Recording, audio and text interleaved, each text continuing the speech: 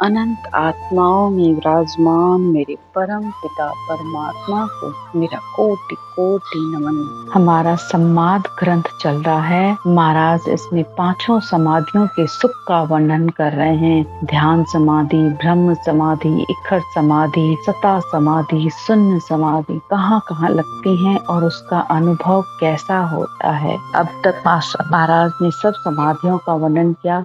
अब महाराज सतलोक की महिमा बता रहे हैं। मिरखत मिरखत गिगन को सबे चैन मिट जाए, जू नर को सुखराम कहे नींद गिरा सो आए। निरखत यानी इस शब्द धुन को देखते देखते देखते देखते आत्मा इसमें इतनी लीन हो जाती है, इतनी मगन हो जाती है, जैसे किसी को गहरी नींद आ जाती है ना, तो उसको कोई शुद्धि बुद्धि नहीं रहती है।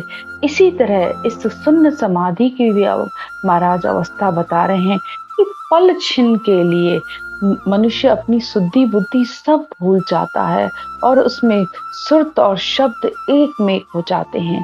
तब उसे अपने शरीर का भी भान नहीं रहता है। महाराज ये सब शून्य समाधि की बात बता रहे हैं। अब आज महाराज सारे सतलोक का वर्णन करेंगे। ऐसी विद सतलोक की कहत बड़े नहीं कोई, जो जाने सुखराम कहे सो मेरा गुरु होय। महाराज कह रहे हैं कि मैं सतलोक यानी आनंद लोक की क्या बात कहूँ, जो मुझे कहने में भी नहीं आती है।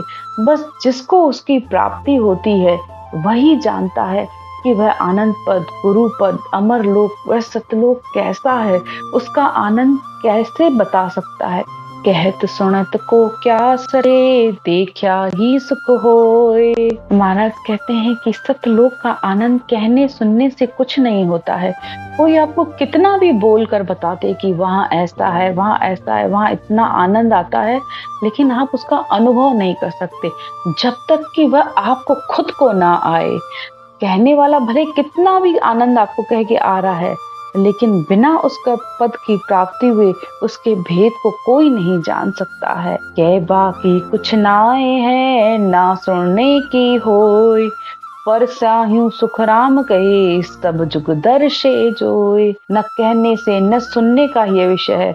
उस पद की प्राप्ति से ही इस संसार में प्राप्ति करने वालों को ही वह दर्शता है, यानी वह समझ में आता है। उद्बुद्ध बात अनोप है, ऐसी और न कोई, देखा ही सुखराम कहे कहवत न आवे मोय। महाराज कहते हैं कि मैंने उसका अनुभव किया है तो भी मैं उसका वर्णन नहीं कर सकता। उसकी ऐसी अद्भुत रीत है, उसकी कोई उपमा नहीं है। संसार में ऐसी कोई चीज नहीं, कोई ऐसी बात नहीं कि मैं उसके समान तुम्हें बता सकूं कि उसका आनंद ऐसा है। ना सतकूं तो सत्य है, सब वाकी पैदास, चार जुग सुखराम कहे बंदे तीनों बास। महाराज कहते हैं नासत यानी पार ब्रह्म परमात्मा का जो पद है वो नासत भी नहीं है, मतलब नाशवान भी नहीं है, वह सत्य है। महाराज यहाँ माया और ब्रह्म और तीनों लोगों के युग सुख का वर्णन कर रहे हैं कि उन सब को उस परमात्मा पर ब्रह्म परमात्मा का आधार है। पांच तत्व गुण धातु जो सब जाही से होय, वह ऐसा सुखराम कहे वा रूप न दर्शे कोय। पांच तत्व, तीन गुण और सात धातु का ये जो शरीर है, सबको उस परमात्मा का आधार है। वो पद ऐसा है जिसका कोई रूप नहीं है, वह पद निरंजन निराकार है। सतलोक महिमा कहूँ सुनो शकल जन आए, भंवर गुफा सुखदेव कहे मत भूलो या माय। महाराज कहते हैं कि मैं उस सतलोक आनंद पद के लोक का वर्णन कर रहा हूँ, तुम भंवर गुफा के सुखों को देखकर वहीं मत बैठ जाना। क्योंकि महाराज बता रहे थे पीछे कि भंवर गुफा को लांघना भी मुश्किल है, क्योंकि वह वहां के सुख में यानी इखर समाधि के सुख में आत्मा वहीं बैठ जाती है। उसे लगता है बस यही आनंद है, तो वह आगे की ओर चलना ही नहीं चाहती है। शून्य स्वरूपी ब्रह्म है, ताप स्वरूपी धाम, मैं माँ सुन सुखराम कहे क्यों कह गेहूं राम। महाराज कहते हैं कि उस पद की महिमा का मैं वर्णन कैसे करूं। आनंद लोक में तो बस आनंद ही आनंद है।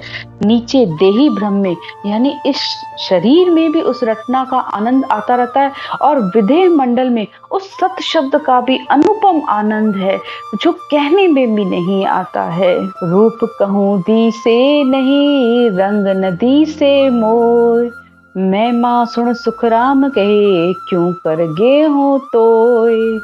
आनंद लोक में न रंग है न रूप है, तो उस पद की महिमा कैसे करूं, कैसे उसको प्राप्त करूं। छोटा कहूं तो छे नहीं, वार नदी से पार, ऐसा सुन सुख राम कहे, साईं सिरजनहार। उस पार ब्रह्म परमात्मा का पद जिसका सबको आधार है, उसको छोटा भी नहीं कह सकते, लेकिन उसका वार पार भी नहीं है। वो पद इस तरह है जिसके लिए कहा ही नहीं जा सकता।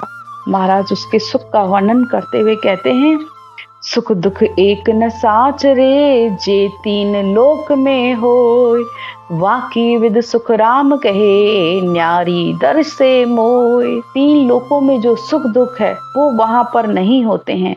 महाराज ये सब आनंद लोक सतलोक की महिमा करे हैं कि वहां की तो विधि अलग ही है, वहां न सुख है न दुख है। कहवे में आवे नहीं, मुष्ट न पकड़या जाए, क्या कहवे बरनु ब्रह्म को, वाका सुख या आए। ब्रह्म की महिमा तो कहने में नहीं आती है, न मुट्ठी में पकड़ी जाती है। क्या कहकर ब्रह्म के सुखों का कैसा वर्णन करूं। महाराज कहते हैं कि मैं बता नहीं सकता। होना था जो हो गया, सुरत शब्द का योग, संत दास इन संसार की, पातल जितनी प्रीत। महाराज कहते हैं कि जो होना था यानी उस सतलोक में, आनंद लोक में सुरत और शब्द मिलकर उसका योग हो जाता है, आत्मा उसमें लीन हो जाती है, बूंद समुद्र में समा जाती है। बस उसका आनंद कहने में नहीं आता है। बस इस देह का यानी ये इस देह ने, इस आत्मा ने संसार में वह जन्म लेके क्यों आई है, परमात्मा की प्राप्ति के लिए, उस परमात्मा का स्वरूप बनने के लिए, जहां से कभी आत्मा लौटकर फिर संसार में नहीं आती है। आत्मा यानी इस शरीर के द्वारा ही इस आत्मा का सारे कार्य किया जाता है। तो ये शरीर भले माया का है, लेकिन इस माया का भी बहुत बड़ा गुण है कि ये ही आत्मा को परमात्मा में मिलाता है। इसके मिले बिना आत्मा परमात्मा में मिल भी नहीं सकती। तो उस परमात्मा का कोटि कोटि धन्यवाद है कि उन्होंने इस शरीर को दिया, तभी इस आत्मा अपना कार्य कर पाई।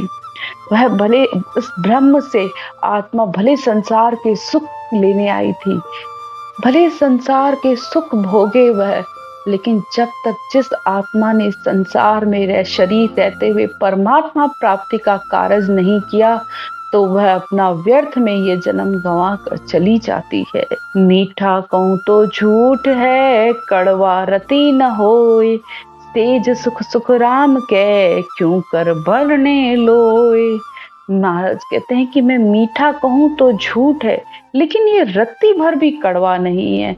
मैं कैसे तुमको बताऊं, जैसे सेज के सुख का वर्णन नहीं किया जा सकता, ऐसे ही वहां के सुखों का भी वर्णन नहीं होता है। घी साव सुख सेज का, ए तो दिष्टांग होए, वाका सुख सुख राम कहे, उद बुद दर से मोए। जिस प्रकार घी का स्वाद होता है, न खट्टा होता है, न कड़वा होता है, न मीठा होता है, लेकिन वो होता बहुत अच्छा है, उसको कोई कहकर नहीं बता सकता। तो बस उस परमात्मा प्राप्ति का भी आनंद उसी तरह है। उस ब्रह्म के सुख का तो मुझे ऐसे ही अद्भुत दर्शता है। लेवे सुख जो जान सी, दूजा पारख नाए, सुन जो सब सुख राम कहे, ए सुख सब काया माए। जो इस सुख को लेता है बस वही जान पाता है, दूसरों को इसका ज्ञान नहीं होता है। सब सुनो, ये सारे सुख हमारे इस शरीर में ही हैं, और इस शरीर के द्वारा ही इन पांचों समाधियों का आनंद लिया जा सकता है। ध्यान समाधि, ब्रह्म समाधि, इक्खर समाधि, सता समाधि, शून्य समाधि। और जब तक ये चारों समाधियां लगती नहीं हैं, तब तक शून्य समाधि आती भी नहीं है। तथा समाधि होने पर ही शून्य समाधि का आनंद लिया जा सकता है। तो महाराज कहते हैं कि इस शरीर में बड़ा गुण है, जब तक श्वास उश्वास में रटना नहीं करोगे, उस ने अक्षर रूपी धन की प्राप्ति नहीं करोगे, तब तक तुम उस सुख का आनंद कैसे ले सकते हो। तो रटना करो, उस परमात्मा का ध्यान करो। सुरत निरत लिव विरह वैराग, इन सब को साथ लेकर जब तुम उस परमात्मा की प्राप्ति के लिए चलोगे तो तुम कहीं भी नहीं अटकोगे। आज की चर्चा यहीं तक। राम राम।